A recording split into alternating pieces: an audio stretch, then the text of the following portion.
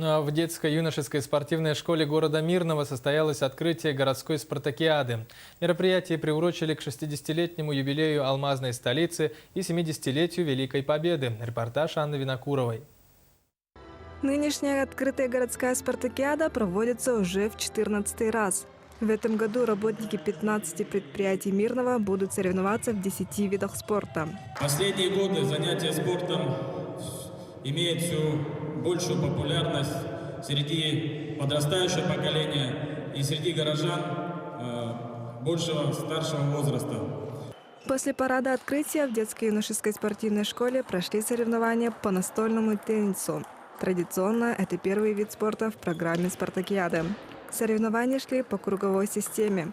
Своих лучших теннисистов представили 6 предприятий Мирнинской площадки. Мне очень нравятся эти соревнования как по организации, так и по судейству. У нас главный судья Натосов Николай Макарович, начинающий, можно сказать, судья. В этом году решили заявиться и попробовать занять первое место. По итогам теннисного турнира на 3-м месте оказалась команда администрации Мирнинского района. Серебро взяли работники автобазы Мирнинского горно-обогатительного комбината. И лучшими теннисистами этой спартакиады оказались представители детско-юношеской спортивной школы.